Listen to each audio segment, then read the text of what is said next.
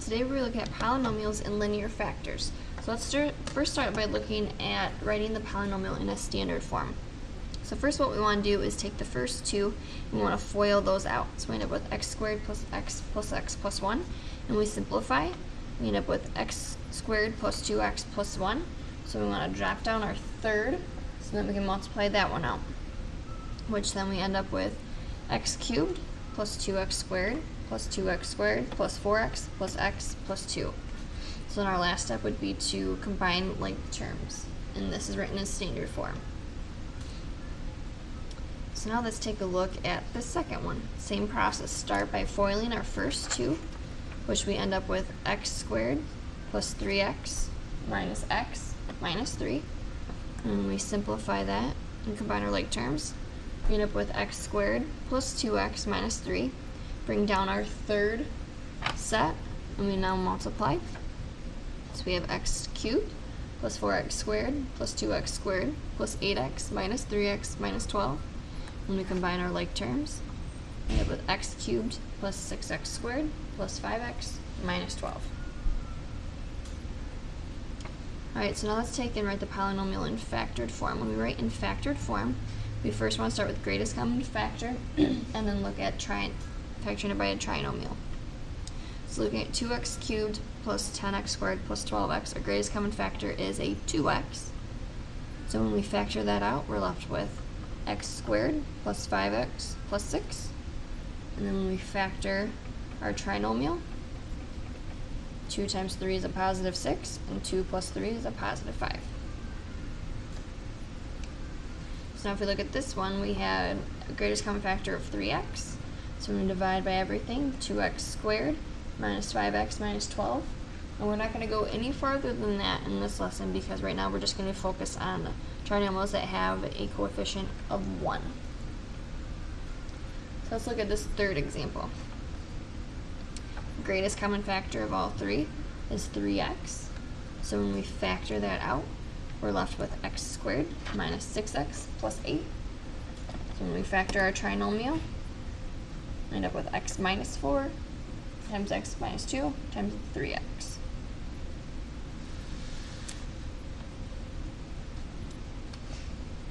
So here our relative maximum is the greatest value on the graph. Relative minimum is the least value of the graph. Zeros are our x-intercepts. And the zero product property states that if a times b equals 0, then a equals 0 or b has to equal 0. So here's an example picture of relative maximum, minimum, and zeros. Relative maximum, relative minimum, and our 3 zeros which are on our x-intercepts. So now let's take a look at finding the zeros of each of our functions. So when we do that for this first one, we have 3 different sets. Remember, it says that if it equals 0, then each one could possibly equal 0. So we could say that x minus 2 equals 0. We can have x plus 1 equals 0. And we can also say x plus 3 equals 0. So when we go to solve it, we would add 2 to both sides, or subtract 1, subtract 3. So we end up with the zeros of x equals 2, x equals a negative 1, or x could equal a negative 3. So now if we take a look at the second one, set each of our 3 equal to 0. So x minus 7 equals 0, x minus 5 equals 0, and x minus 3 equals 0. So then when we solve it, we end up with x equals 7, x equals 5, and x equals 3. And I want you to do this third one on your own.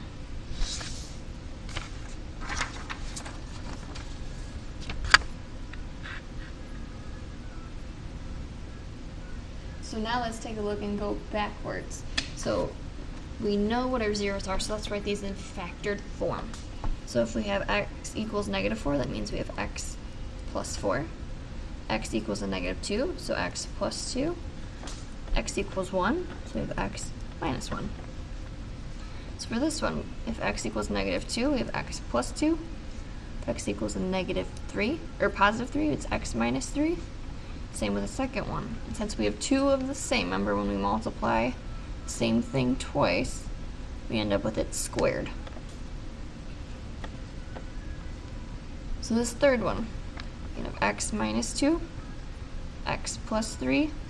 Here, if it's 0, we have x plus 0. But what happens when you have x plus 0? We end up with just an x. So it's going to be simplified down to x times x minus 2 times x plus 3. So a multiple 0 is the same number for your 0, and it happens more than once. So the 0 appears more than once. Multiplicity is how many times the 0 occurs.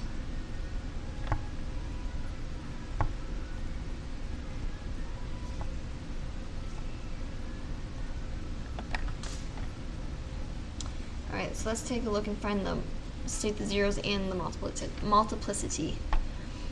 So here we are going to have x equals 2, x equals a negative 1, and we're going to have an x equals negative 1 again, as well as another time, because right here it says we have it squared, meaning it's going to happen twice. So here we know x equals 2, but then we know that x equals a negative 1, and there's a multiplicity of 3, because it shows 3 times. Let's take a look at this one. First we need to factor. So greatest common factor, we can just pull out a 1x. So with x squared minus 4x plus 4. So when we factor the greatest common, or with our trinomial, x, to get a positive 4, we can do 2 times 2. But to get that negative 4, it's going to be both negative. So we have x equals 0, x equals a positive 2, and x equals another positive 2. So our zeros are x equals 0, x also equals positive 2, but it has a multiplicity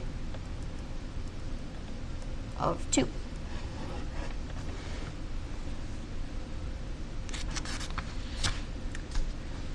So let's take a look at our equivalent statements. If we factored this quadratic, we'd have x plus 3 times x plus 2. So we have x equals negative 3, and x equals a negative 2.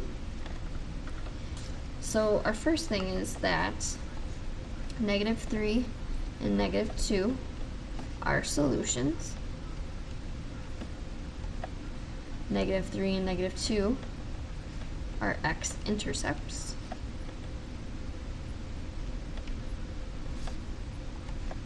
Negative 3 and negative 2 are also zeros.